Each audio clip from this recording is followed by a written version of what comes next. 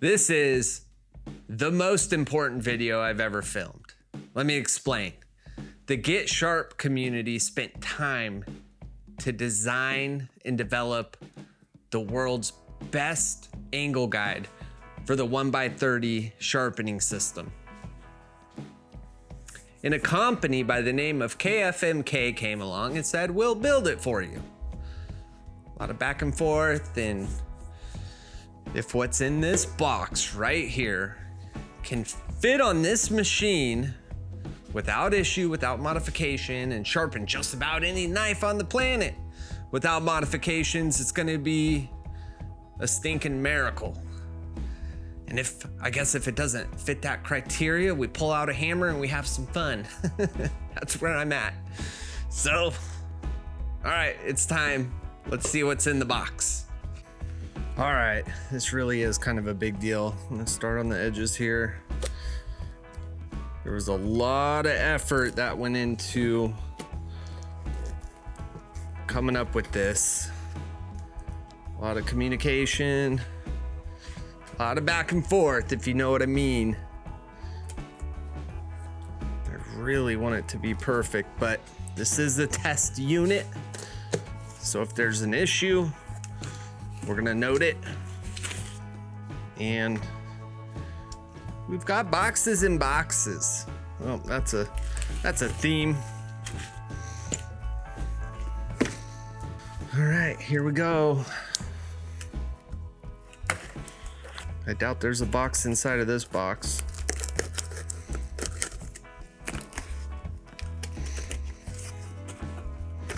It's another box. No, I'm teasing.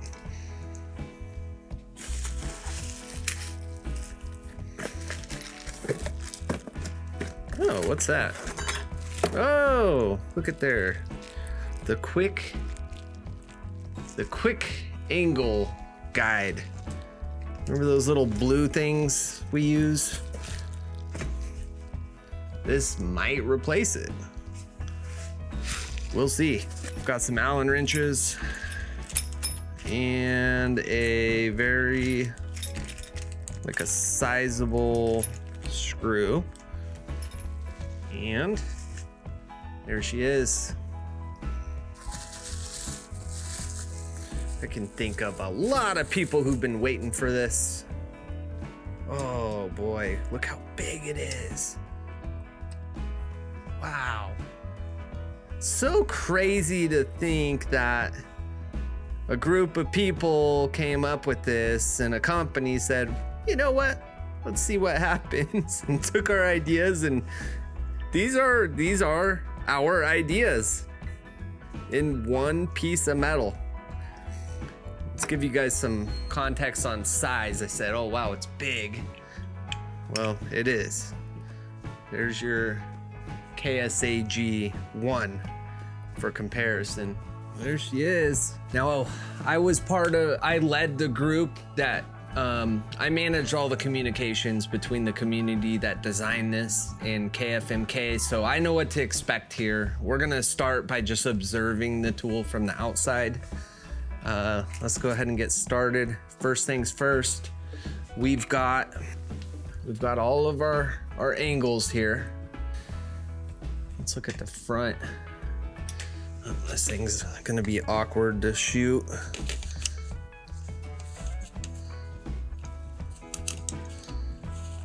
See if we can have a knife hold it up. There we go. Look at all that real estate. I should probably give you guys some perspective here. That's the KSAG-5. Look at how much more room you have. Damn near double the surface area. Oh, I have a good idea. Check this out. Where is it? Oh, I think I threw it away. Oh, there it is. The Fitment. The Get Sharp community and KFMK teamed up, and boom, we've got a ton of tool rests there. That's exciting. Look at this thing. Oh my goodness. All right, hopefully that's the last time we ever see that. What else we got going on here? I'm a little concerned about one thing though. One concern I'm having already is the length of this. You know, the Platen might be an issue for the 1x30 guys, so gosh, I hope they didn't get that wrong. We've got our tool rest, tool rest riser here. So there were some belts on the, for example, the KSAG-5 that another YouTuber claimed as their design.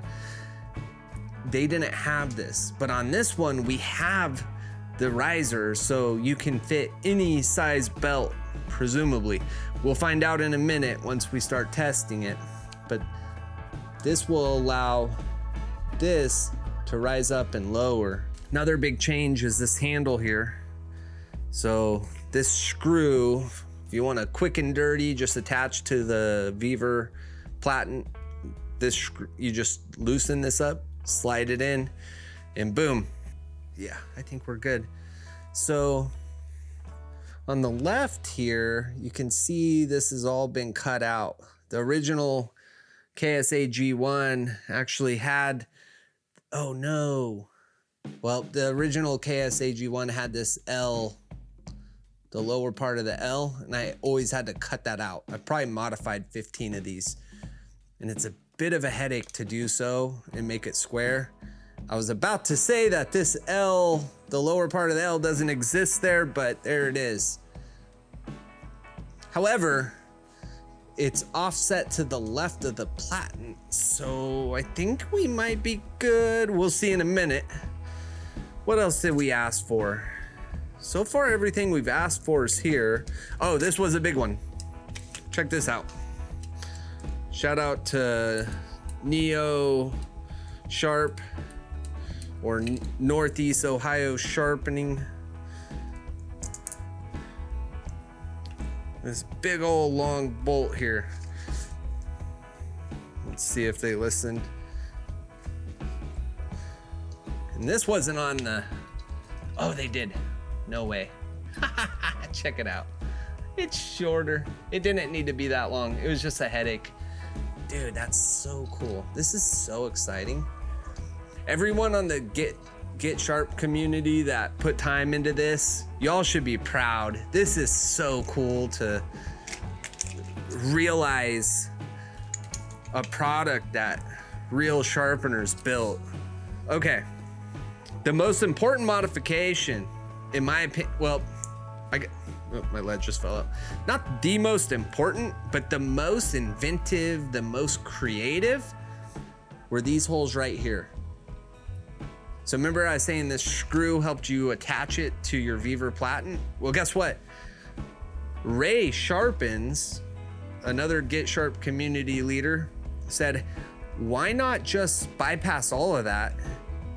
We'll remove the Cleaver Platen altogether, and let's just tap some holes into the Platen of the KSAG-1.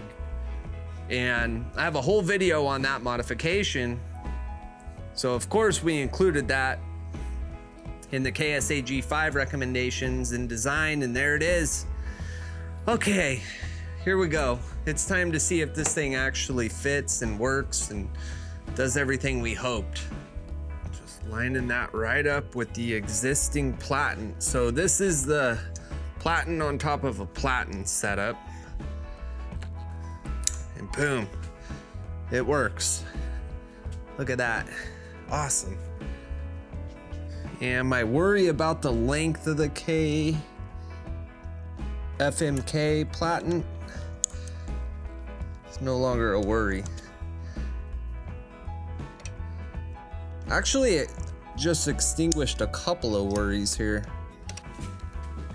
My primary worry was that the Platen was too long because it was so much bigger than the KSAG-1, but it's dang near identical to the Cleaver Platen in length, so that's good. And then my other worry was this part here, the cutout, because this one had that L up here. Oh, slides right over. Look at that. There's about a couple thousandths here exposed. I couldn't get that to slide exactly over top of it, but shouldn't be a big deal. I'll just have my belt line up over this. That's good news. But that is something, this tiny little gap here, that is something we can bring to their attention, since after all, this is a test unit. Very happy we have the tool riser function. There's just a very small space in there. Let's see if we can fit a 40 grit belt in there. Albeit this one's been loved a little bit. Oh, that might actually rub a little bit.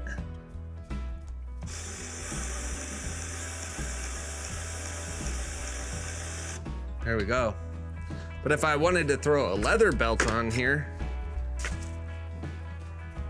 that's gonna be problematic. Or no. I guess I got lucky. This one just fit. Fit all belts. Well, we haven't done a skinny belt yet. Yeah, I see a tad bit of light through there. Oop. Little bit of scraping there, so that's actually what I was hoping for, so I could show you what we do about that. I'm gonna go ahead and loosen these two up. I'm gonna just raise it up a tiny bit. All right. Just raise it up a little bit. All right, we're raised up. Got my belt on there. I run mine extremely tight so that my belts track well per the instruction manual. No extra springs, no washers, no expensive extra nylon wheels. Just out of the box.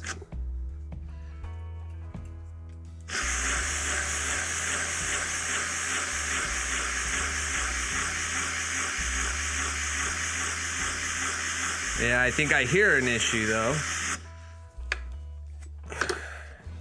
Yeah, oh yeah, oh yeah. See all that material here? So this area is a square edge. I need to round that off.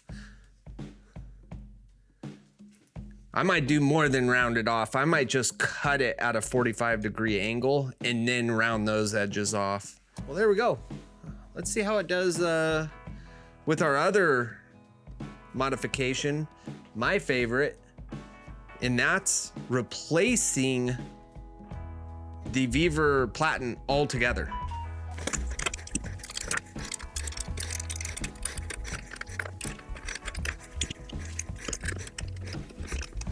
Okay, got the top screw in. And I can't actually see the bottom one. Let's just do a hope and a prayer and see if we can catch a thread without seeing it. Yeah, well, maybe. I'm not trying to strip it though. I feel like I'm gonna strip it. But with our thumb screws being reduced in length, it's actually not that big of a headache to take the tool rest off. Look how quick that was. I want to say that's twice as fast now. Actually, let's loosen the top one. Maybe that'll help it catch a little easier. Or, oh. Well, apparently I was already in and I didn't realize it. Nice. Okay. Well, took that off for no reason. Boom. Let's check this thing out.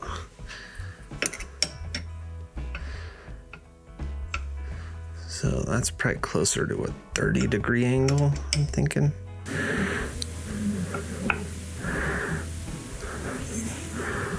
Let's see, that's 30 there. That's 28 degrees. We're on 28 right now. Let's go ahead and drop down to 17. See what this process looks like. 17 is this one here. because that's 20, that's 17.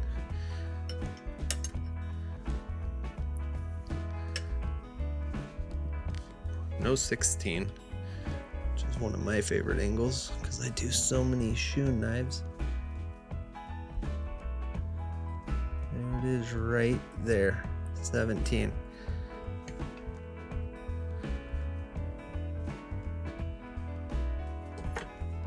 But can I hold it in place?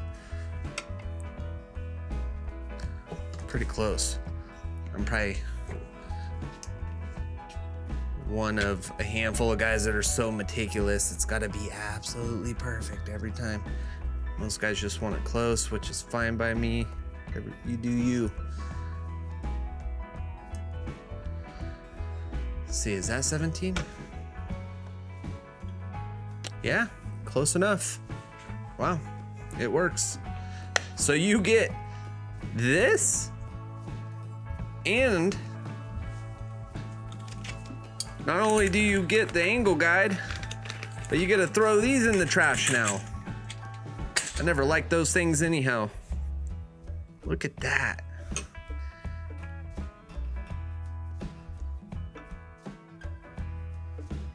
That's something.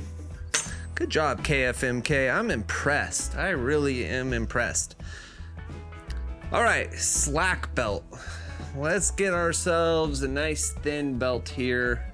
Let's see, what do we got? Oh, 5,000 grit right on top.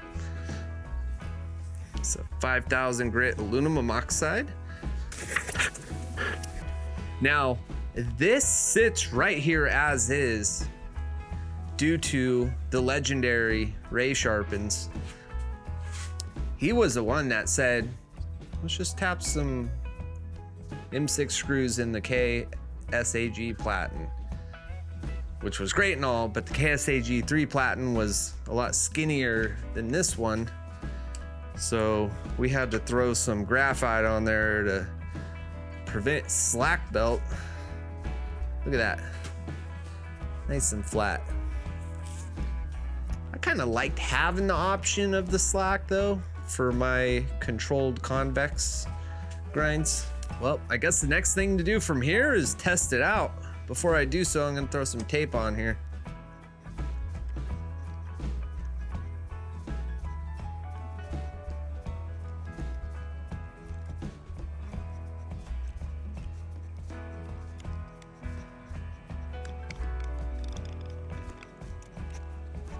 All right, this knife's got a big old nasty bolster. Look at that contact. Beautiful. Oh, this is awesome.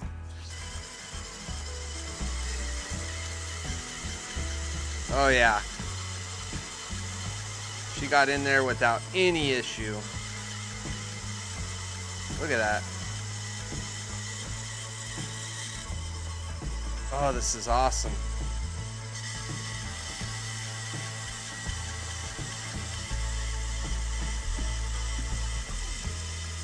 Hopefully my arm's not in the way. This is very awkward angle.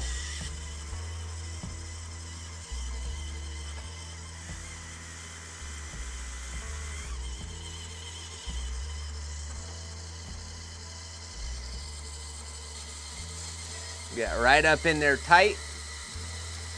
This is a hollow handle, so that bolster's stuck the way it is. No issue.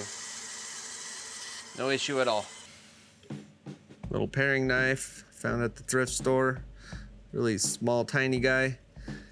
So in this case, I need to lower, I could actually lower the belt for this one.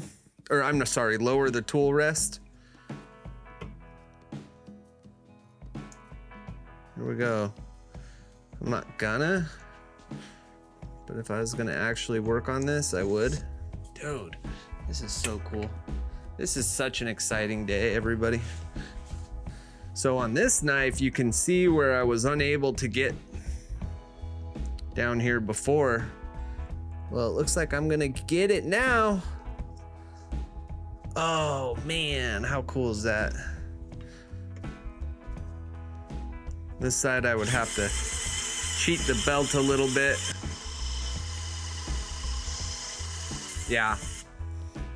Still might be a little bit of cheating of the belt left to right to get some. So cool. Let's try a cleaver. Well, cleaver's a no-go. Too much. I mean, I could hit it like this and then I'd be fine. This side we're fine. But this down here actually gets in the way. Just barely. It's a couple millimeters. Yeah, who knows? Maybe we don't need this much. We could cut some more out. I'll bring that to their attention. There's been a ton of questions from the Get Sharp community and the sharpening community as a whole regarding the KSAG-5. And I'm gonna address all those questions right here, right now. But first, I wanna give a special thank you to Ray and Austin. You two rock. Those two guys scoured all the questions for me and consolidated them to one spot. So let's go ahead and get to it.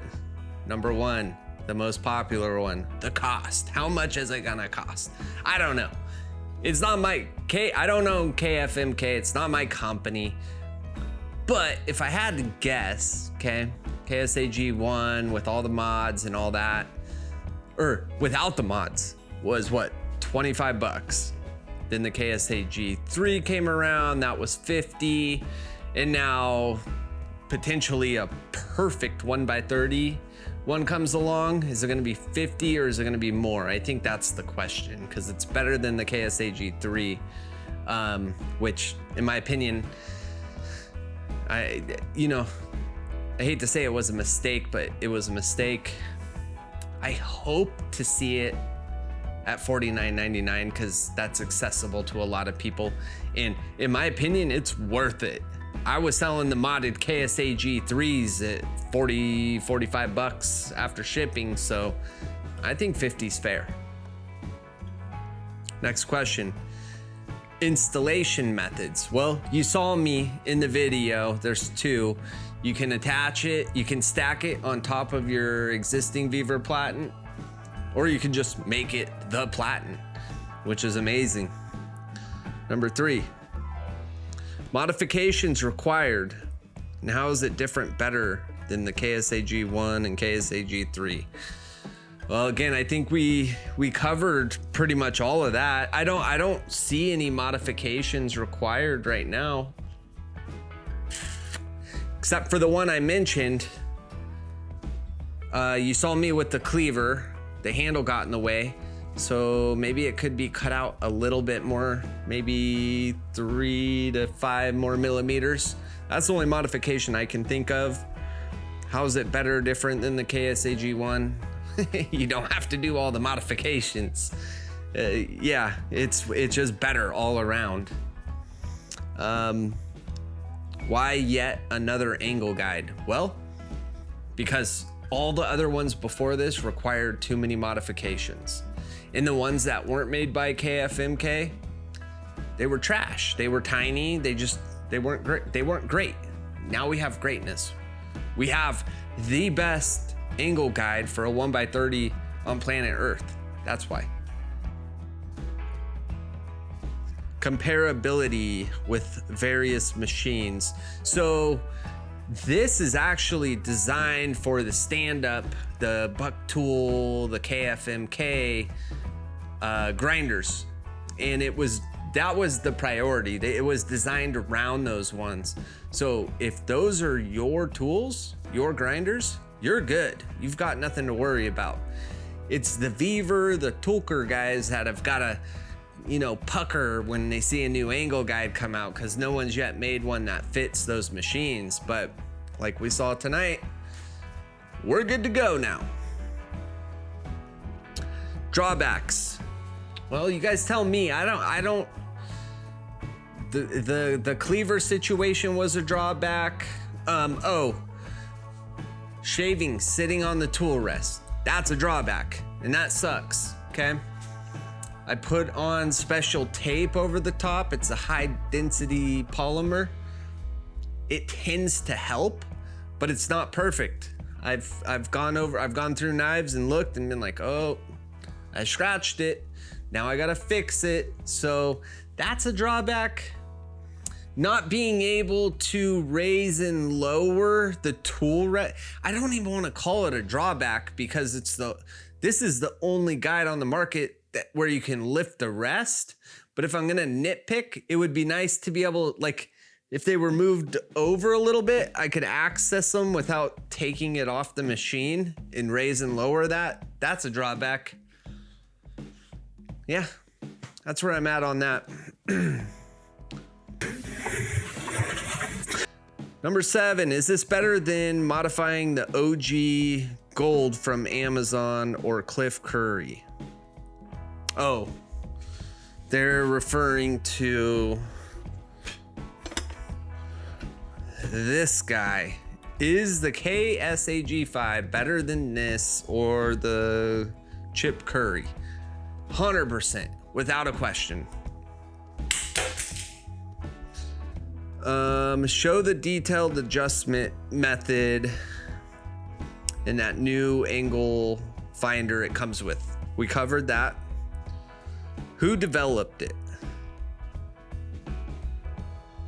The Get Sharp community developed it. That's who. Let me rephrase that. The Get Sharp community designed it.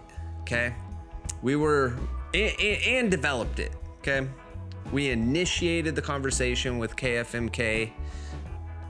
We got the cooperation agreement together, and we sat down and we did the work, and we worked hard and we thought hard.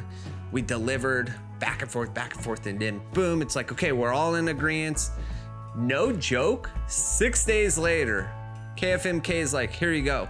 And you might have seen that video. If you haven't seen that video and you want to watch it, there it is. Okay, watch that video. But yeah, the Get Sharp Sharpening community built it, which is a pretty big community right now. We've got over 500 on YouTube. And we've got over 90 active members on the Discord. When will it be available? I'm surprised that wasn't after cost. Number 2, when will it be available? This is the test unit. Okay, so I'm thinking the second the sharpeners, now this thing and the other one have to rotate through a handful of people first. And then once everyone's in agreement that it's good to go, it's good for the market, then we let KFMK know. Based off how quickly they put this together, I'm thinking like, well, I don't even want to say it because people will hold me to it, but February? Let me say March, April to give myself a cushion, just like when I'm sharpening for a customer. How long will it take? 4 hours. Call them 2 hours later, it's done, you know. What's the saying? Under promise, over deliver. We'll see what happens, guys. The right answer for how long will it take, I don't know. Okay. Let's see. Does it adjust for belt thickness and how? Yes, it adjusts for belt thickness, as we saw in the video, and you saw how. It's a little cumbersome, unfortunately, but the fact that we have that option, boom, take it. You need it, especially for those little knives, you know, getting in there. You need to be close to the belt. So yes, answer's yes.